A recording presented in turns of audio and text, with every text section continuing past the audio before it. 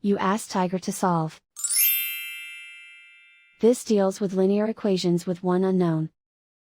The final result is y equals 1. Let's solve it step by step.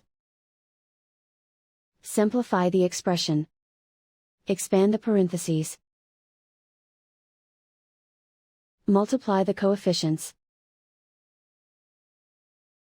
Simplify the arithmetic.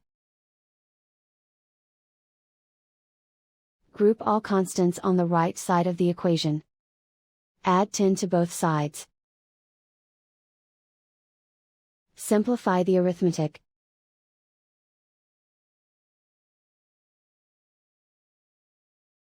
Isolate the y.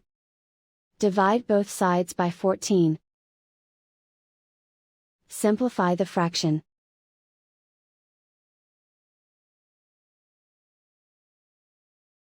And so the final result is y equals 1.